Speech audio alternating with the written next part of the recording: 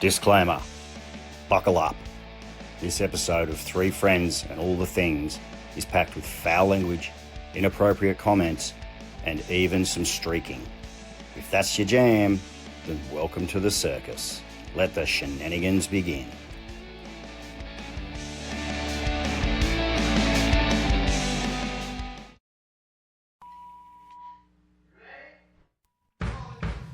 Welcome to Three Friends and All the Things podcast, the show where filters go to die, opinions fly free, and laughter is basically a full-time job.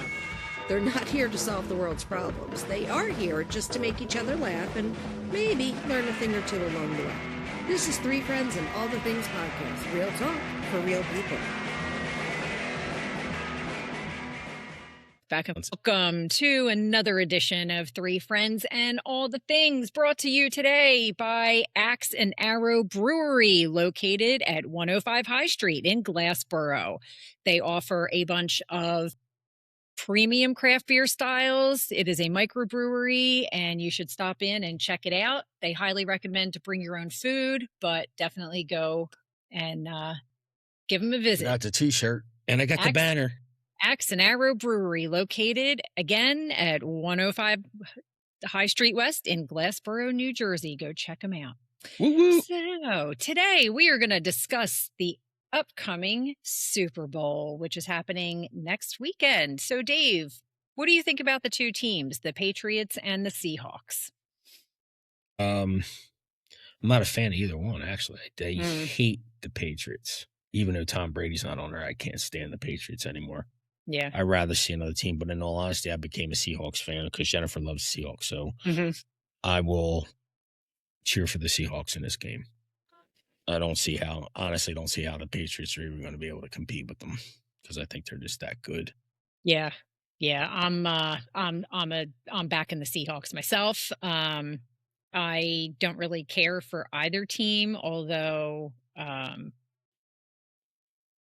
yeah, I'm just going to go for the Seahawks. I lose interest after the Eagles get knocked out. I lose interest. I mean, Yeah. the Super Bowl's a Super Bowl. It's always like, it's almost like a national holiday here for us. So it definitely gets you involved no matter who the teams are. And, if you get one team in there that you hate, you automatically root for the other teams. Like if the Cowboys were in it, you would root against the Cowboys regardless of who's playing. I don't care if you hate the team that is playing the Cowboys. You always go for that team. You never go for the Cowboys. No. That's no, just and I was going to say, rule. like, if it was the Cowboys and the Patriots, I'd have to root for the Patriots because I hate the Cowboys that much more. Yeah. I said, but it makes it hard because I hate both teams, and I'm like, I don't want to vote for either one of these suckers. Like, I really don't. Can they tie? Can it end in a tie? Because I don't want to have to root for anybody to win.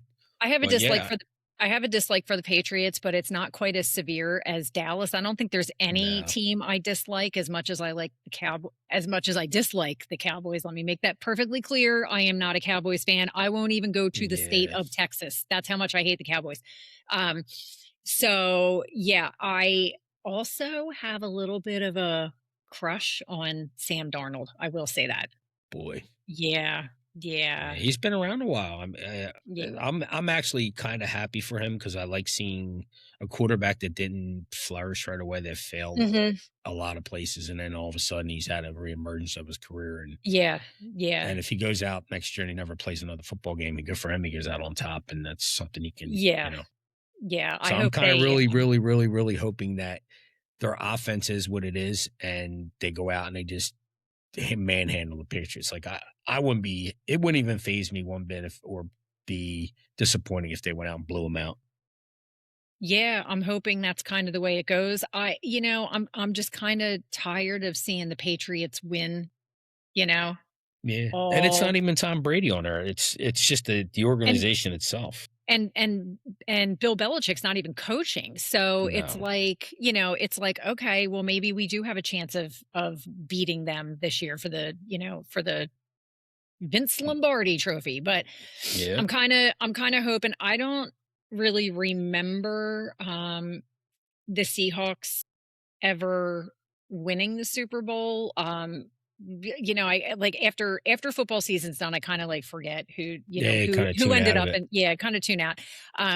But I was reminded this morning by Joe that the Patriots and the Seahawks had a matchup once before in the Super Bowl, and um, yeah, and I don't So the Seahawks I don't know won. who won. I don't know. Yeah, the Seahawks won one time. Hmm. But they played the last time they were in the Super Bowl was against the Patriots, and they had the opportunity to win the game at the very end. They had to run. They were just.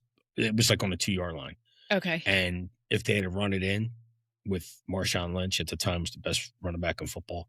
Hmm. If they had just handed him the ball and let him score, it was such an easy play. It was fourth down, and literally on goal line, they decided because Marshawn Lynch was so egotistic and he made such an issue when he didn't get the ball that his coach is like, we're not giving it to him. We're going to throw it. And they threw it Oh. 1 yard pass. It got intercepted on the goal line. And that was the end of the game. And the Patriots won that one. They should have lost that game. Had they just handed the ball off, would have been a no-brainer. Because you weren't stopping them. I don't care if you had 5 guys on them at that goal line, they weren't stopping him.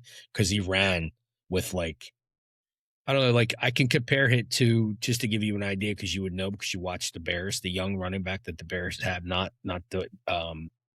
Swift, but the other guy, the rookie that they had this year. I can't say his name. It's funky. You know what I'm talking about. Yeah. He runs with anger.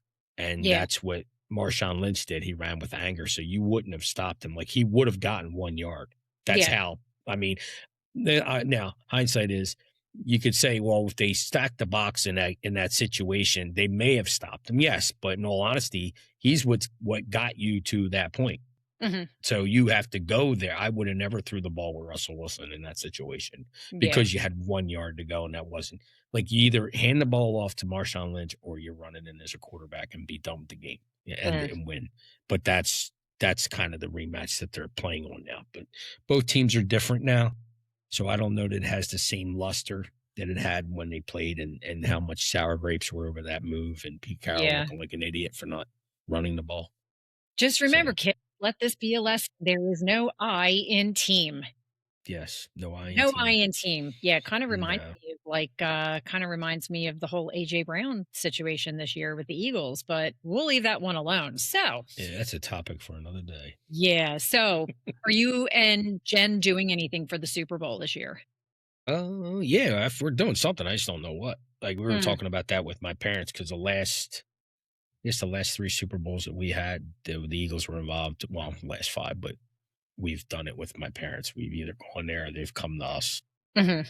So I don't know what we're doing. That's still up in here. We're going to go somewhere and do something, I'm sure. Yeah. For the entertainment purposes. And we probably will stay till halftime to go home. Yeah. Yeah. So, yeah. So, last year we were invited to a Super Bowl party.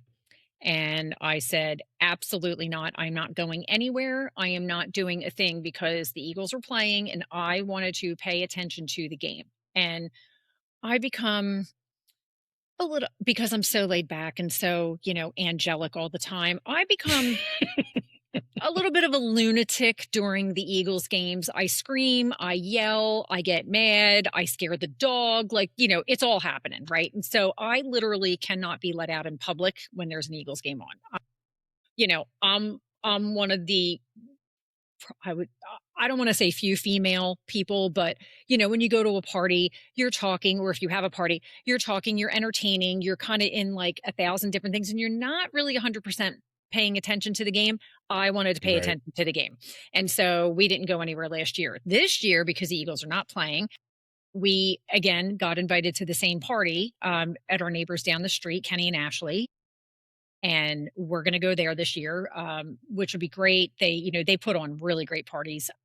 So we're going to go there this year and, watch the game. And, the Seahawks and the Patriots, as much as I want the Seahawks to win, I will not be 100% glued to the television, watching every play, watching every replay, scrutinizing everything.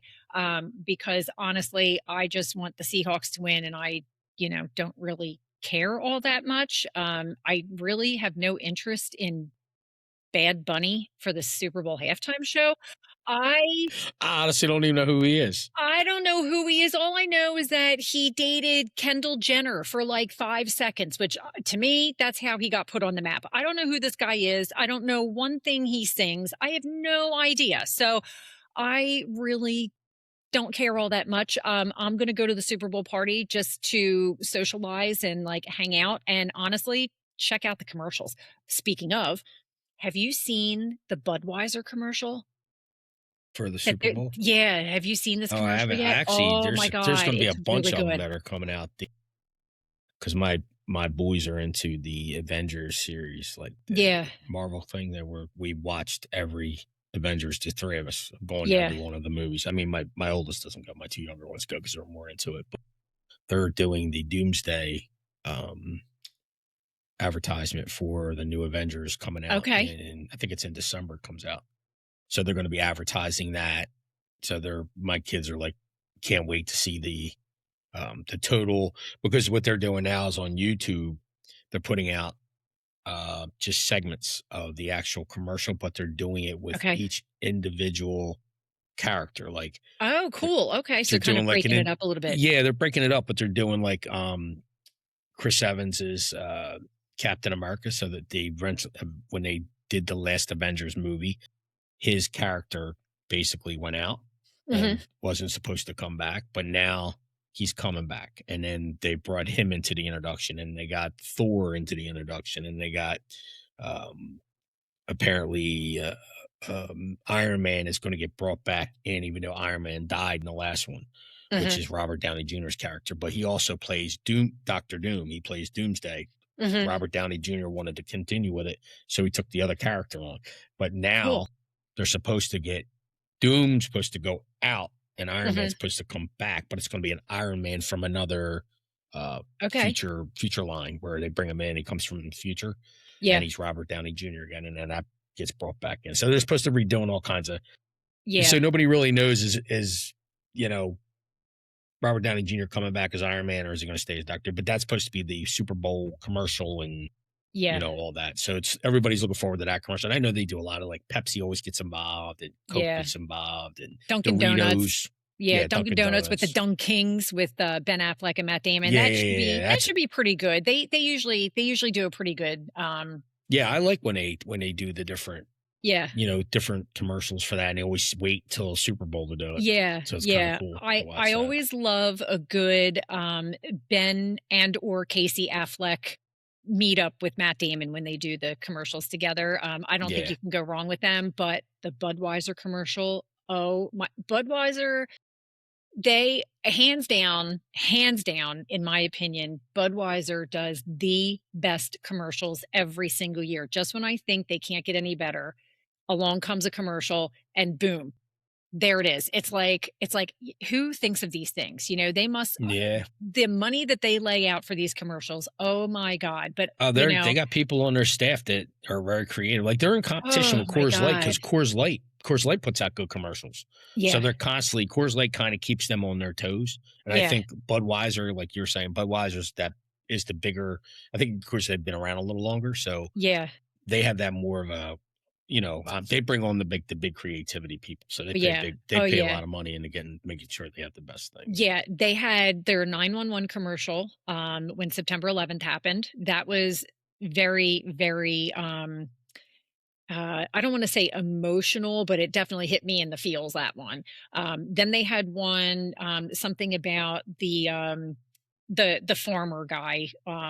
He had the puppy and the puppy got left behind, and the puppy and the Clydesdale were like BFFs or something. And so there was that commercial. But this year they're doing one where one of the horses comes across a little eaglet, I think, the little baby eagle, and the the baby eagle, like, I guess, falls out of the nest or something, I don't know, whatever. Anyway, it's this little like creepy looking thing, as they are when they're first born. Right. The eagle doesn't know how to fly, right? Because it's just a little baby, right? And so the horse kind of like looks after the little eaglet, and basically raises him. And to teach him how to fly, the eagle sits on the horse's back and the horse runs around the property, right, to kind of get Right. and at the very end of it, the horse is running and running, and all of a sudden these massive wings come out, and then it's a full grown eagle who takes off and flies, right? And the eagle is the eagle that they release at the Eagles games. Because I think there's a Right. specific bird that we have that comes out, Yes. and it's the same one. That eagle, the official Eagles eagle, was the eagle in the Budweiser commercial. So it's really like just the marketing that Budweiser does. I think that's going to be a great commercial. I think that's going to be one of the top. But then, there are other commercials that it's like, seriously, who thought of that? You paid money for this? Yeah, Like, that's just dumb. I'm curious to see because it's the Super Bowl's been so much show and commercialized anymore. Yeah. Like they put such, it's not even in my perspective, it adds to the game, but it also takes away from the game. I think it pulls the football attribute out. Yeah. And it becomes more of a show. Yeah. You're going to get a lot of viewers because you're going to have the people who want to see the game, the people who want to see just the commercials, the people who want to see just the halftime show, and then you have the people that want all of it. So, it's going to be a big draw. It should be interesting. The commercials, I think, for me, are the most entertaining part of it because you're always like, all right, what are they going to do now? Like Dorito pours a lot of money into their commercials. Yeah. The last couple times they've come out, they've been running like neck and neck with the the beer commercials. Yeah. So I'm interested to see who's in the commercial lineup this year, every now and then there's one like that gets slid in there and it's like, oh, wow. Like I would never expect that commercial to be on the Super Bowl. I mean, the slots are like ridiculously expensive for like 30 seconds. It's crazy. Millions and millions of dollars just for like that's a 30 what I mean for like 30 commercial. second. Yeah, it's crazy. Like how much money they dump just to get that 30 seconds of time. Yeah. Yeah. So there's that. And it'll be interesting to see what the soda companies put out there too, because they're all, they're all in that tight knit group of commercial runnings. Like it's a big and it turns it in. They could do a show just on the commercialization itself because of the fact that it's such like it's a competition. You know what I mean? It's kind of, but do you think it's kind of like a monopoly? And I don't know if this is true, but for the sake of argument, we'll just say that Budweiser and Pepsi are owned by the same company, right? So does that company basically because Budweiser always does a great commercial, Pepsi always does a good commercial, do you think it's a monopoly where, one company who owns all of these little individual company, well, I don't mean little, but they're an umbrella company overseeing Budweiser, Pepsi, Doritos, whoever, do you think it's kind of like a monopoly at some point where they're buying up all the slots? Or do you think, there's other people that might come in like Coors do they have to fight for these slots? Like, who knows? I have no idea, but you know what? It's like, my thing is what I think it is. I think it's a bidding war. It's like who puts up the most money, like who has the big pockets. Yeah. And I mean, obviously it's just like anything else. It's like who you know. So the ones that are running the actual TV, the ones that are actually running the TV program itself, like the behind the scenes thing, that are in control of who gets spots and how much airtime each company gets. I think it's like, what executives on, we'll just say Coca-Cola, know somebody from, I don't know, ABC. And if I know this guy and this guy's running the show, well, then I don't need, my pockets are deep, but they don't have to be that deep because we have a friendship and he'll get a little bit. I mean, it's how much kickbacks are involved. Like how many palms you got to grease to get into that spot? Yeah. On top of how much money do you have to dump into the ABC or CBS or wherever they're going to, promote it. Peacock, because Peacock's another one that's getting involved in a lot of the stuff that goes on now, like with football games and playoff games. It's like and even Netflix has had playoff games on this year, and Prime's had them too. I was going to say Amazon Prime. It's a lot of Thursday night footballs games or something. Yeah, it's a lot of ownership being passed back and forth. Like Amazon Prime has Thursday night football, but for how long? They signed a contract for a year or two, and then the next thing you know, Peacock comes in and says, you know what, we want a shot at that. So we'll give you $100 million to get all Thursday night games this year. And then it's a back and forth thing. Yeah. You know what I mean? Yeah. It's like a big show. You know what I mean? Yeah. It's money, but you look at it, the profits for them for that after that commercial's done, how much the profits are to go up and how much, I don't know. Like, yeah, Budweiser puts out a great commercial. It's like awesome.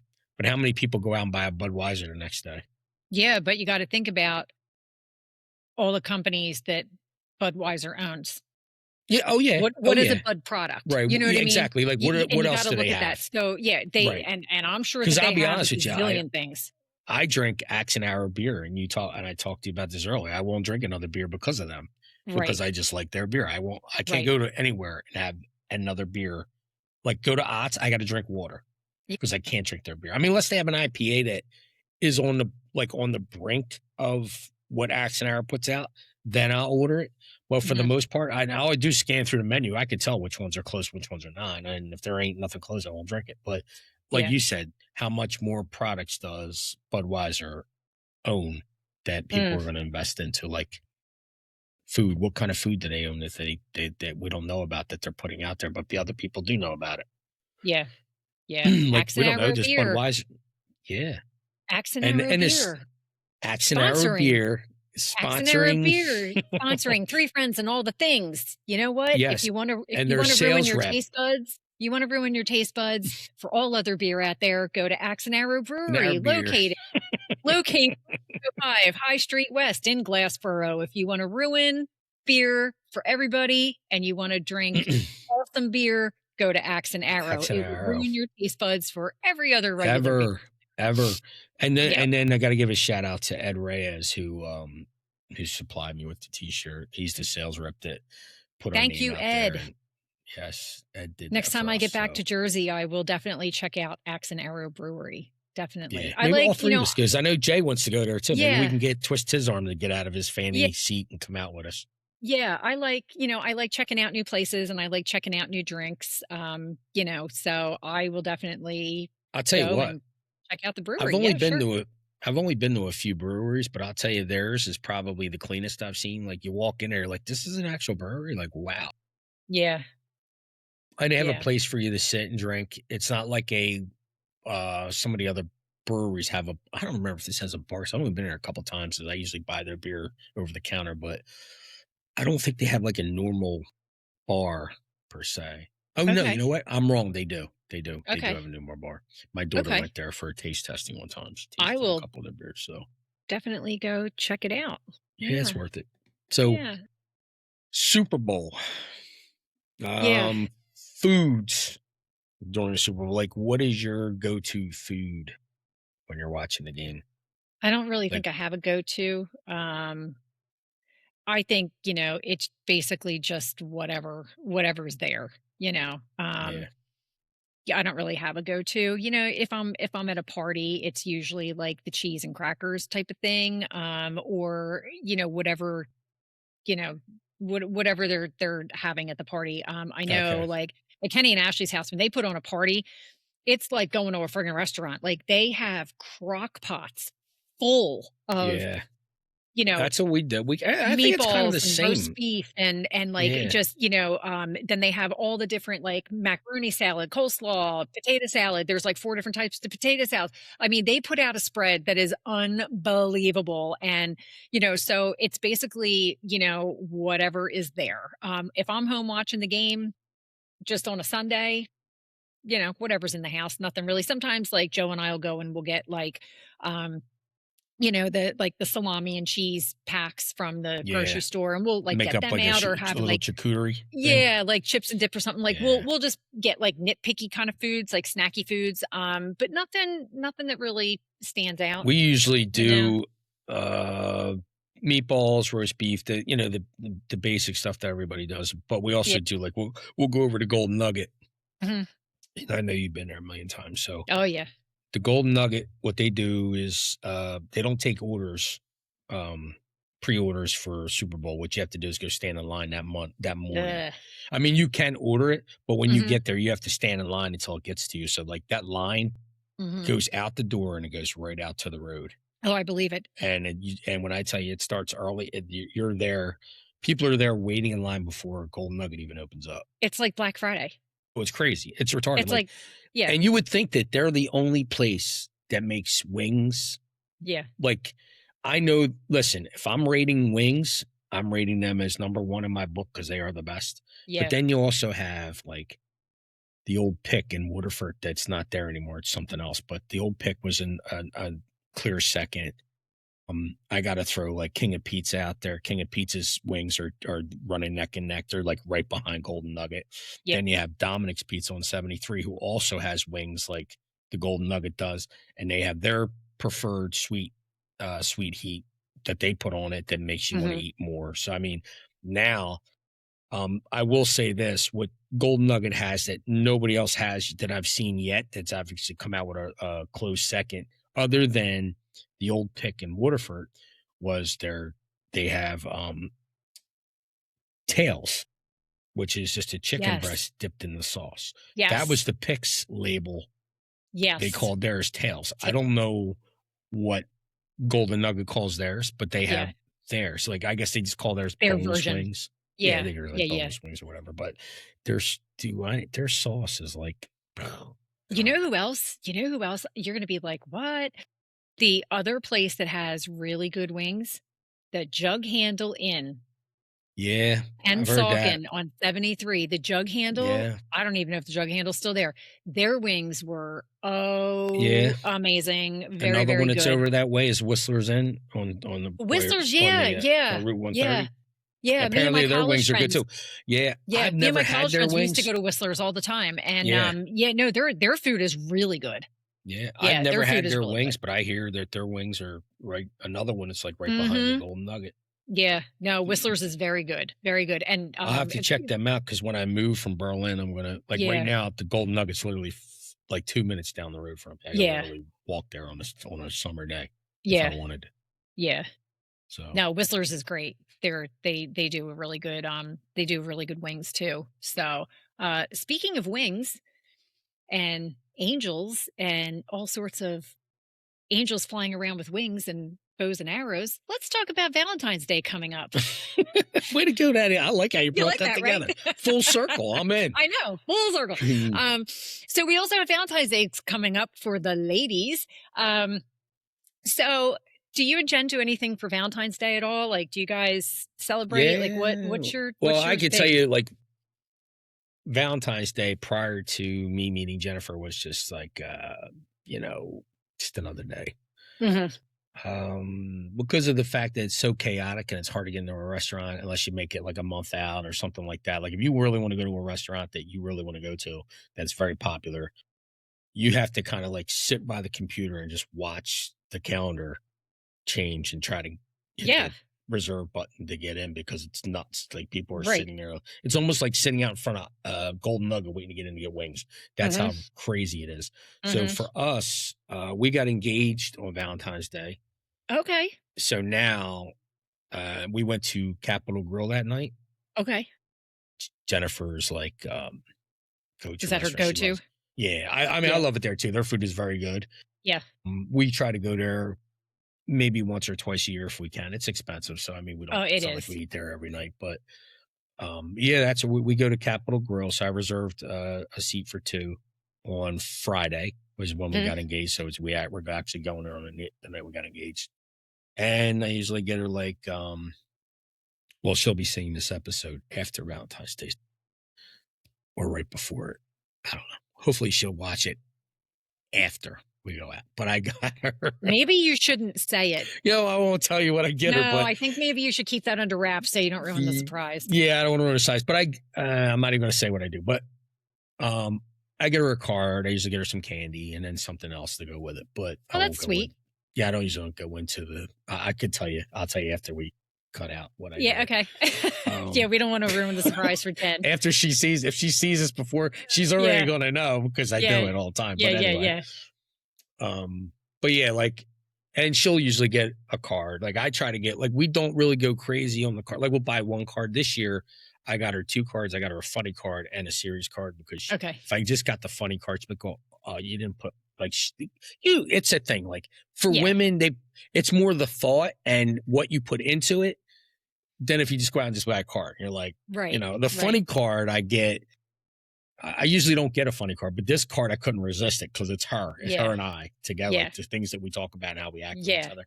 I couldn't resist. I had to get it. So I'm like, sometimes you find a card that's just on point, completely on point. You have to. And it doesn't matter what it is. It could be serious or funny, but you have to get it. So but for us, we usually get a card and then we'll take like a Bible verse and write the Bible verse in there in our own words.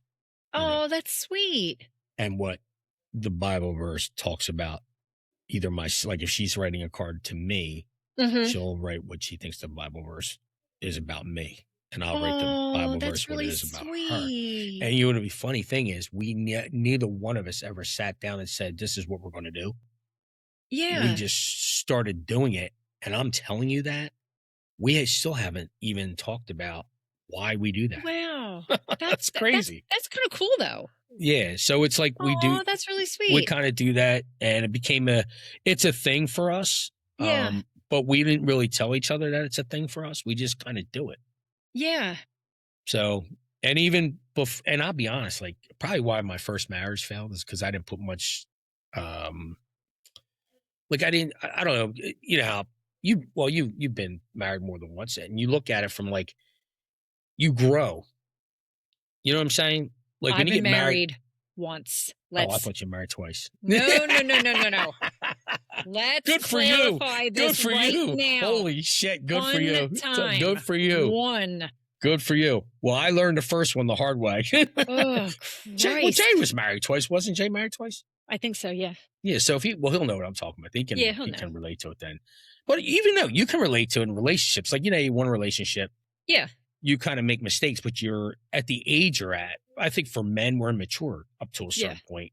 And then as time goes on, we learn and become more mature and grow into it and realize what those things meant in the first relationship and why maybe we weren't as good at it because of the mindset we're in. So being with Jennifer, when I first met Jennifer helped me grow into that perspective. Yeah. So now when I look at these events and I see what goes into, and this is why, Valentine's Day, it's just a holiday. I mean, it's really not, but it is. It's kind of something that we commercialized and made into what it is today. Yeah. But it helps, in my perspective, going through that first marriage and learning from that helps me be better at giving to Jennifer and what she expects in the house. Right. Like the kind of things without asking her. I know now. Like, I'm like, I know what she wants. I know what I got to do. Right. Even though it may be the same thing over and over again, but that's what she loves. You know what I mean? So I try to give her what she loves and she tries to do the same for me. Right. But that's pretty much it. Like she'll do, I don't remember, like if she doesn't have a go-to gift for me, I'm just kind of like, I'm easy because whatever, it's the thought for me. So whatever you give me, I'm happy with it. Yeah. I don't usually, it's not like Christmas where you put a list out. You know what I mean? It's kind of like for her, she knows I like a certain chocolate. She'll probably give me that chocolate. She'll give me cards and she might give me like a little something else. Mm-hmm. But she knows what makes me tick. Oh, I bet. So I tick, tick, boom. Oh, yeah. But yeah, it's pretty, I mean, it is, I think the most special part about it is that we got engaged on that day. Yeah. And it didn't kind of, my engaged plan was pre-scripted in my head, like what I wanted to do and how I wanted to do it, but the weather didn't cooperate that night. It rained, so it kind of screwed things up a little bit. Yeah. So rather than me getting down on one knee in front of my truck out in the parking lot on the way just before we went out to the restaurant, I had to get down on the knee in the corridor of my apartment complex. So neither one of us would get wet. And she started laughing. She goes, well, it's a good thing you're freelance. Then at least you figured it out how you were going to do it. I said, yeah, it wasn't my plan. I had a better idea than this. Oh my God. It's like watching a TV show, knowing what you expect to see. Yeah. You know what you're turning on, and then you turn it on, and it's like nothing to what you thought it was going to be. You're like, what the heck did I just It's like an watch? episode of Three's Company. Oh my God. Exactly. Yeah. Good Lord. Which I just watched yesterday. Yeah. Well, I just watched a couple episodes of Three's Company yesterday, and they were like the very early ones. Like Chrissy was still in it. And I got to say, Larry's hair, oh my God. It looked like a hairpiece. Like it was bad. And I was like, what? I can't believe Larry looked this bad. But, it was back in the 70s. And it looks like an eraser. A little bit like an eraser. It's like all puffied up. It's not even. It looks like no. It was like really dark on the top, and like the sides looked a little bit lighter. It was like, I swear to God, it was like Lego head. It was it was like Lego head. It was awful. But again, this was very early in the 70s. So we're still coming out of that 70s, morphing into the 80s bit. So I mean, it's and old. Even then, like you kind of knew what the hairstyles were back then. But when you're looking at their hairstyles, you're like, is that really what the hairstyle was? Because it doesn't. Yeah. It's like, what are we looking at? Go back and look at some of your pictures from the 80s. Yeah. Mine are horrific. So listen, they're going to stay in the past. That's where they're going to stay. Yeah. If you look at my hair, back from that day, like it hasn't changed much. I shaved my head when I wrestled. Yeah. I think I had long hair. What Jay's hair looks like, I think I've had that up until freshman year. Okay. And then once I started wrestling, I kind of shaved it all off. And then even after I left high school and got married, and I actually had hair for a while. Yeah. And then when my ex-wife got pregnant with our first child, before he popped out, I shaved my head. And she's like, what are you shaving your hair for? I said, I'm going to leave it this way the rest of my life because I want them to see what their hair, I don't want them to feel uncomfortable that they ain't got hair right now. And she's like, what? I just started like, that's how I feel about it. I talk about bonding with your kid. Yeah. It's a they do FMLA bonding now. I do hair bonding back in the day. Hey, whatever works, man. Whatever works. I thought it was skin to skin contact, but apparently the bonding is now you come out bald, daddy's bald too. That's it. You should shave mommy too, just so we're on the same. Oh God. Good. So what do you and Joe do for Valentine's Day? This year we're going to Nashville. We're going to go to Nashville for a couple days, which I'm really excited about. I was there one time and it was so long ago. I remember absolutely nothing about Nashville. I actually got this trip for him for his birthday, which is December 27th. Right. So, and I feel bad. I feel bad for people who have birthdays around Christmas, either very close to Christmas beforehand or on Christmas or the 2 weeks after Christmas. I'm 11 days after Christmas. It's terrible. Right. And it's always, well, this is your birthday and Christmas gift. Like I got that all the time. Right. And it was so bleh, and I was always mad because my brother and sister never got that because they're not near Christmas.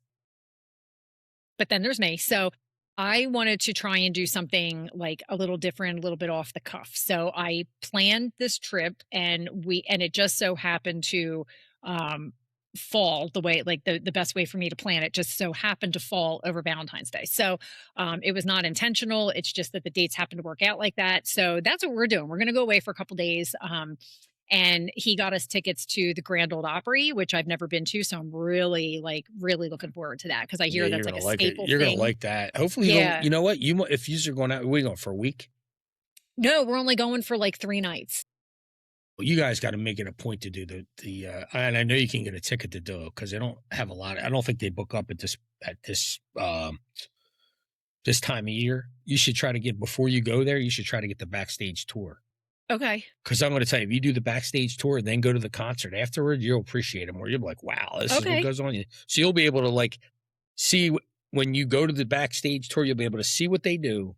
Yeah. And then when you're sitting in the crowd watching the concert, you're like, I get, you could just put it all together at that point. Okay. It's definitely worth doing. Yeah. Apparently Kid Rock owns a couple of restaurants, or he's involved in a restaurant or a couple of them. So we're going to do that. We're going to go. I think Blake Shelton has a con. He has a bunch of them guys have stuff out there. I think we're gonna try and go to a Blake Shelton restaurant, whatever one he has. So we're gonna like check all of this stuff out. So I'm really looking forward to it. I've never been, except for one time many moons ago, and I think I was only there for one night, and I don't even know why I was there. I can't even remember. So I am really looking forward to it. Other than that, like I just think Valentine's Day is a Hallmark holiday. I think I'm not a card person. I'll read a card and be like, "Oh, that's nice." And then I usually end up throwing it away. And they're expensive. They're like $7, $8 a card.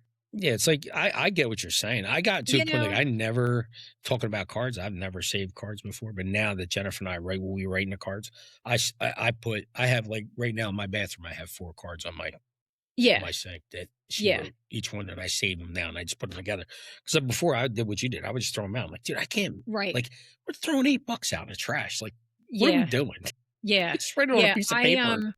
I think Joe's given me like 2 or 3 cards, and I still have them, and and I'll keep them. But I just think birthday cards, like go to Dollar General, go to Five Below. Oh, that's what I do. Don't go to the Hallmark store. Don't go to the grocery store and buy. Like you're going to pay all this money, and it's ridiculous. It's crazy. Yeah, that's like for weddings and Valentine's Day, you go to a Hallmark store because they're more into and then you want to buy flowers for your girl. Like, no offense, but don't go to a florist. Go to the gas station. Go to the grocery store. They're like $6 for a dozen roses. Like seriously, flowers are flowers. Flowers scream silently when they come home to me because they know they're going to die. Honestly, why are you spending like $100 on a dozen roses? You can go get a dozen roses for like $7.99 at ShopRite. Seriously. Yeah. I do the florist on special occasions. Yeah. But I don't do just, like I do like flowers for like what the heck does Jennifer call them? Just because flowers. Like but I'll go to ShopRite or Walmart and get those flowers because like as fast as they die. She likes it and she loves flowers, so I get her flowers all the time. But when I get them, I know that those are going to last maybe a week, possibly 2 if we're lucky. So I'm going to get those. And you know what? It brings a smile to her face, especially when she's having a bad day. Yeah. And then she knows, she's like, I'm going to cut these. They're going to last about a week or 2. But for that week or 2, she'll take a picture and put it on Facebook. Actually, I think she did a post with the flowers that I got her. I think she did. Yeah. I think she did because I think I just saw something on there. But like, I'd rather have the just because flowers. Like, honestly, you have 364, 365, if leap year's involved, other days of the year to show someone you love them. Why does it have to be one dedicated day where restaurant prices go up, florist prices go up? You can't get a reservation anywhere unless you're freaking lucky.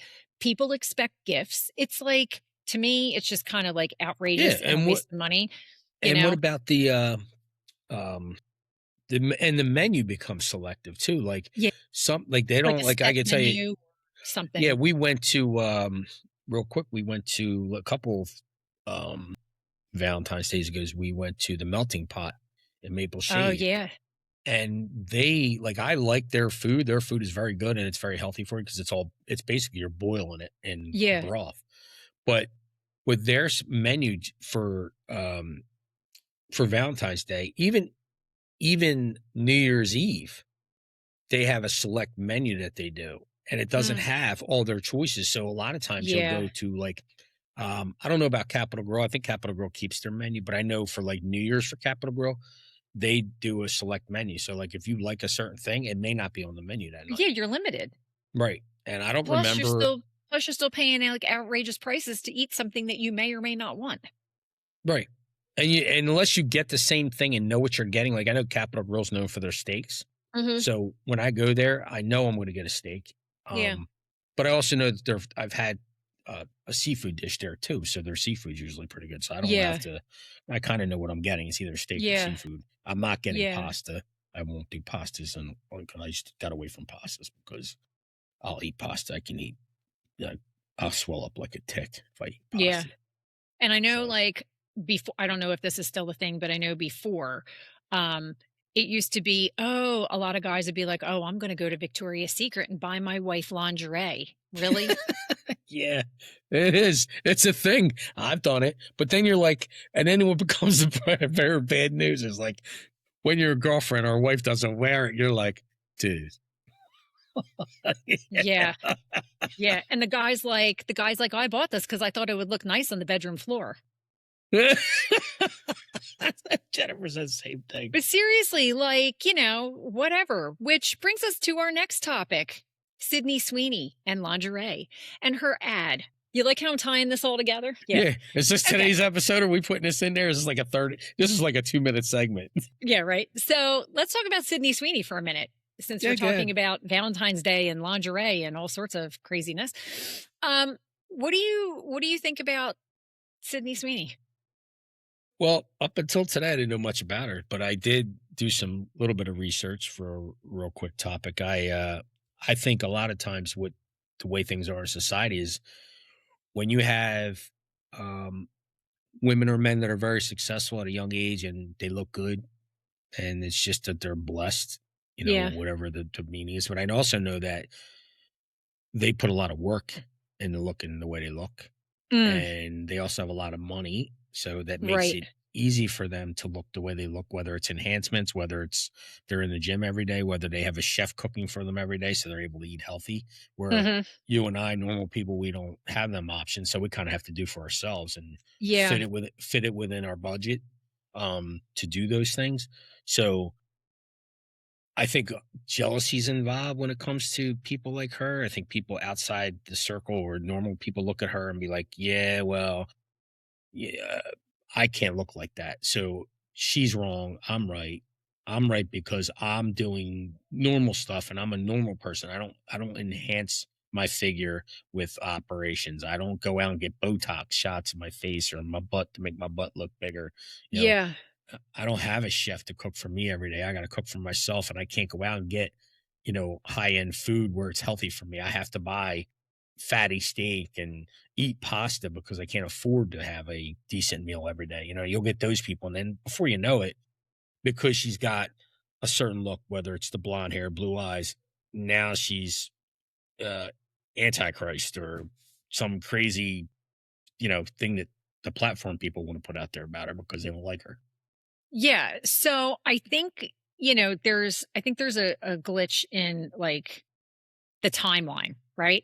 Meaning in the 90s, it was like, be sexy, but don't enjoy it, And around 2000, it was be hot, but we're going to punish you for it, And then around like 2010 in that decade, it was like, you want to look hot, but you want to be relatable and look like you bought something from Target, but still emanating that look, you know what I mean? Yeah.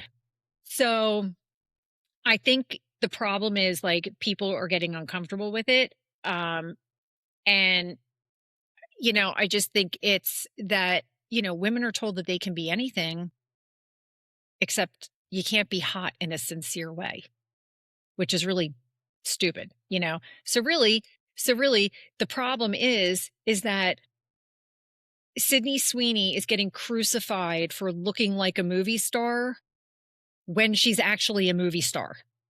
Like, I think she's bringing back that old Hollywood glamour the way it used to be. And for some reason, people are getting all up in arms over it. And I just don't understand why. I think she's a very pretty girl. And she is. And the problem is like people in our age group look at it that way. We don't have a problem with it because we're used to that. That's the way, we look at society back when we were little. That's what you saw. Yeah. And it was a classy type thing. And that's what she's kind of like, from what I've seen of her and what I know today of her, that's what she's trying to portray and bring back to society now, because we've gotten so much caught up in the, sex preamble thing where it's like everything's got to be like flamboyant and like over the hill. And remember when things were rated R, 17, and you couldn't go sit there unless you had mom and dad sitting there with you. Now nobody cares. Just asking for your ID when you walk into a movie theater. Yeah, you know what I mean. So it's all gung ho and do what you want. Who cares? So I think like you go back and you look at like Kim Kardashian, right? When was the last time you saw Kim Kardashian wear something where her boobs are not like Yeah.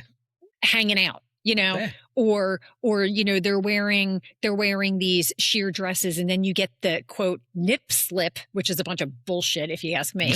It really is. It's so stupid, right?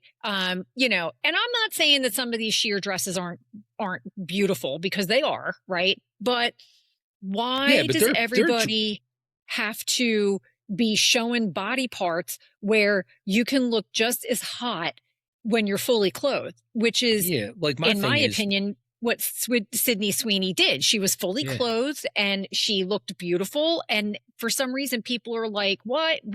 And again, you know, back in the 80s, I think it was, when Jordache jeans was a big thing, and you had Brooke Shields, and she did the Jordache ad where she was topless and she had her arms crossed over her chest, and she was standing with her back towards the camera, but she like looked over her shoulder or something. So she was completely topless.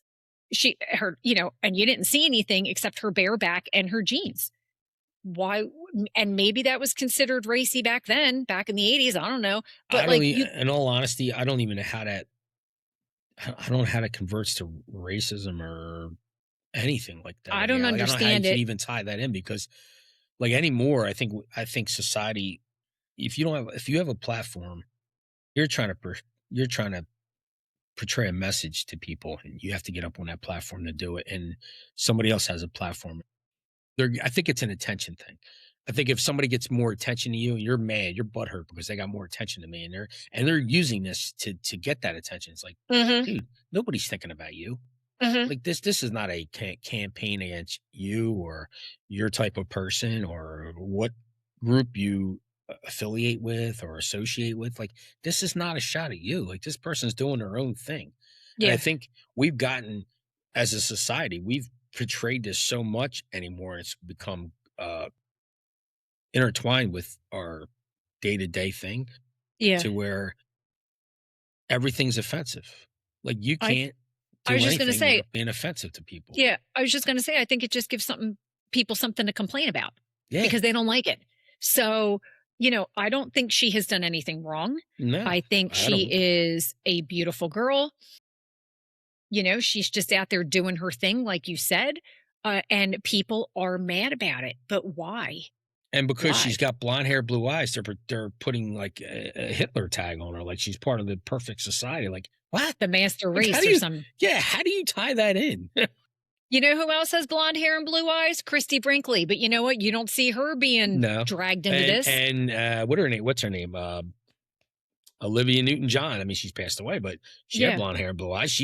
Look at all the ads she did after Grease. Nobody was sitting there saying she was out doing Hitler's work.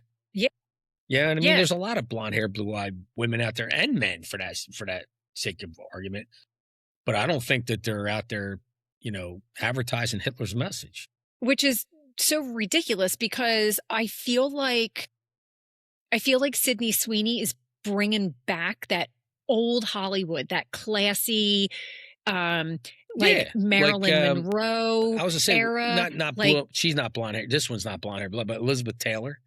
Yes. Like that type of classy, old style Hollywood, like Sidney Poitier, you know, for the men's, like Sean Connery, like that type of class, like even George Clooney type, you know, those guys, like they've gotten away from that. I think it's because the sex driven thing, like everything is sex related. Like if it's not showing skin, sex sells. Like the nip slip you're talking about, like those type of style clothes that women wear.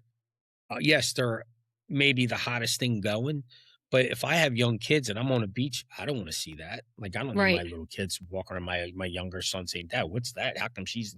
I mean, they can put it together in their head, but then you got to explain it to them. Like, why am I have to explain it to them to a 6-year-old? Yeah, like, and I get it. Some of those outfits are required to be worn at a beach, but you're wearing it like an adult's beach, like a resort where it's not family oriented, where it's more adult oriented. Where it's just men and women, and everybody on the beach is wearing that thing because that's the place to wear it. You know what I mean? It's confined to that area. But this this stuff is like, I don't, it's crazy. Like the chaos It's that ridiculous. they create It's with like some of the outfits that I see some of these Hollywood stars wear, it's like, oh my God. And then you have like, you have these women who dress for, the Academy Awards, and they dress for, the Golden Globes, and like these, sometimes you get these like really weird dresses, but then other times you get really like classy, old school style, and you don't need to be bare in bits just to get no, just to be popular. Like sometimes, what's the saying? Less is more. yeah. And I'll tell Yeah, you, you know less what is I more. think the change that I saw, in my opinion, the change that took place is like the wardrobe malfunction for Janet Jackson. Because then Yes, you started seeing more of that, not just in the yes. Super Bowl, but in other um events. Like That's basically where it started. Yeah. like, and that became, and when they found a way to kind of, I don't know, schmooze that over with the public, Hmm. now they've kind of made it accepted. So It's become the norm. if it happens, it's just a mistake. Who cares? Let that Yeah, go to it's table. become the norm now, and Yeah. people are accepting of it, and now they're looking. It's like completely opposite, where it was like old school Hollywood glamour, right? Where Mhm. the women would wear. I mean, look at Grace Kelly. How classy she was, and with the gloves, and Yeah, that was how all elegant, acceptable, the elegancy right? that they put into their outfits and how they wanted to portray themselves as Right. people. And then you move forward with time, and then the Janet Jackson Justin Timberlake Super Bowl thing happened, and she was wearing a pasty on her nipple and whatever, right? And so now that's become more accepted, and now you go back to the old Hollywood glamour, the Elizabeth Taylors and the Grace Kellys, and the Mm. Marilyn Monroes. You go back to that, and that's not acceptable now. Like it's No, so weird. it's because somebody somewhere took the trend of, I'm going to call it what it is, shock value, and ran with shock value, and that Right. became a moneymaker. Now Right. that is the engulfed in every today society with stuff on TV, stuff Right. in the media, stuff on Facebook and stuff like that. When you have that so bred into the way we live, people try to change and the next going trend, what's trending. And Yeah. now you look at this girl, she's trying to bring back old school stuff. In her mind, she wants to portray that. So Yeah. all the money we're making on shock value, now if we're going to go back that way, the person who did the shock value is going to say, oh, wait a minute, I'm losing money. Yeah. So they got to put their spin on it, but I and think make her evil.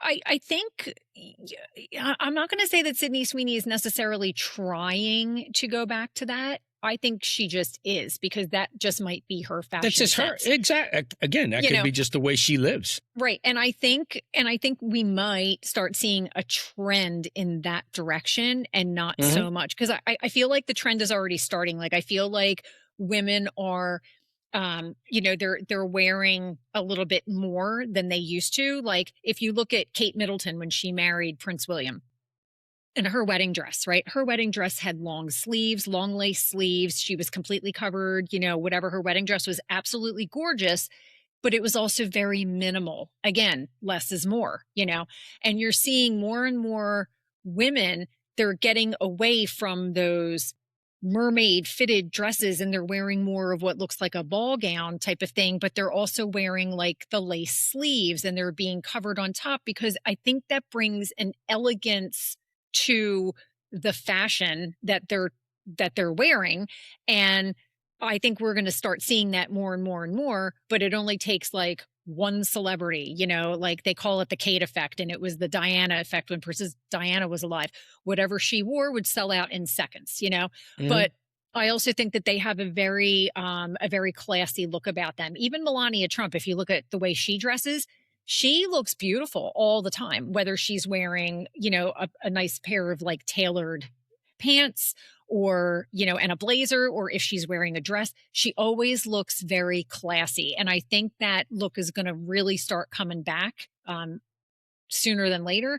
But this whole sex sells things, like seriously, if I want to look at a pair of tits, I'll just go in the bathroom and take my shirt off. I don't need to see anybody else's. Like, come on, You just look in seriously. a mirror. Like, I don't need, like, I guess for younger kids, or I should say teenagers and 20-year-olds, they get off on that stuff. Like that stuff is like when you get to be our age, it's like that, dude. Seen one, you seen them all. You know what I mean? It's Exactly. like, Exactly. It's not doing it for me. Like, and the sad part is like these kids go out and they'll like, these teenagers in early 20s and maybe even like early 30s, they go out and they wear this ridiculous stuff. It makes you look like a complete idiot, number one. Number two, it makes you basically like degrade yourself without degrading yourself in a verbal fashion. You put these clothes on and you think, oh my God, like, do you own a mirror? Like, are you asking to get yourself in trouble? Like, what are you doing? You know what I mean? That's like, went to a basketball game, just watched my son play basketball the other day, and we're sitting there watching. I was sitting with my middle son watching my youngest play,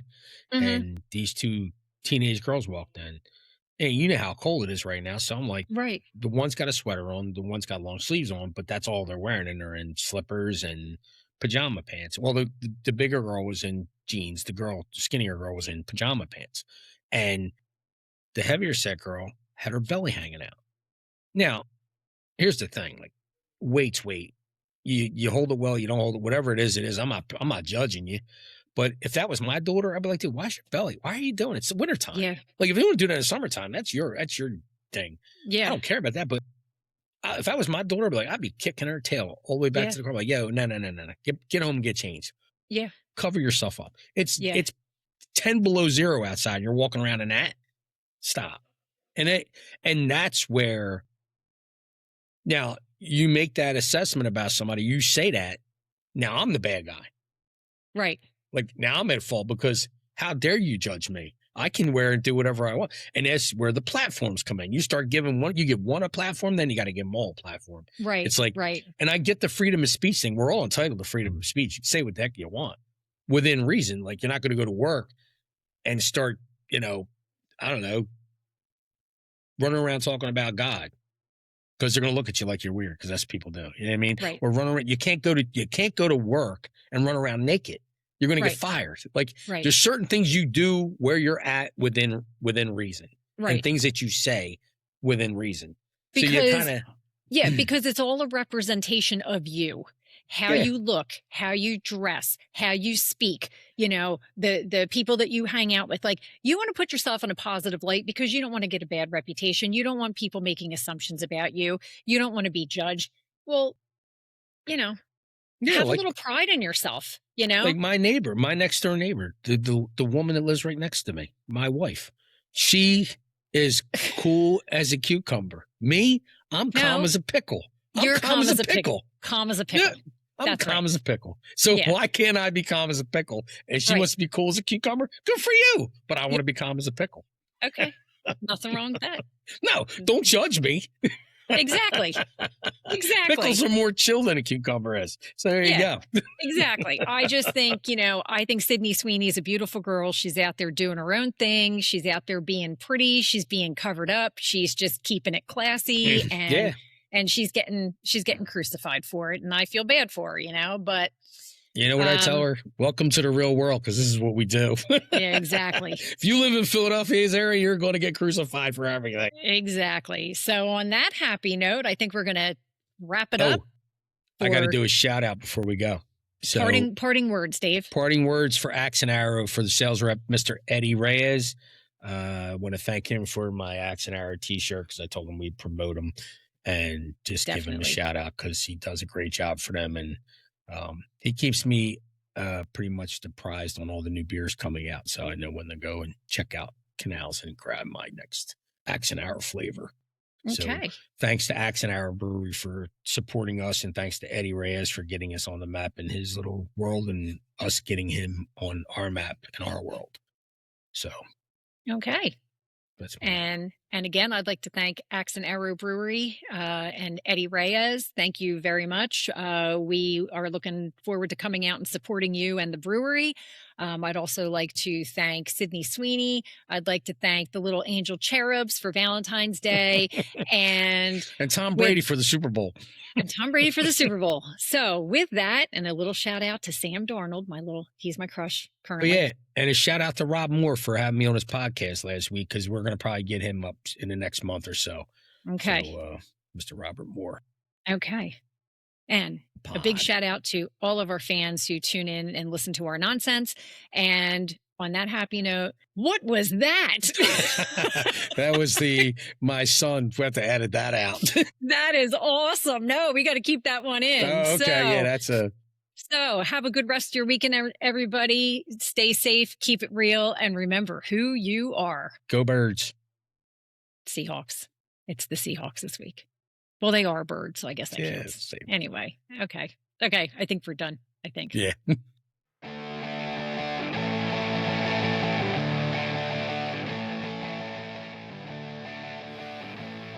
Thanks for listening to the show. Be sure to like and follow us on Facebook, Instagram, TikTok, and YouTube. See you next time on Three Friends and All the Things podcast. Real talk, real people. New episodes drop every week, so hit follow, leave a review, and tell your messiest friend to listen too. You know the one I'm talking about. Until next time, keep it real, keep it loud, and keep doing all the things.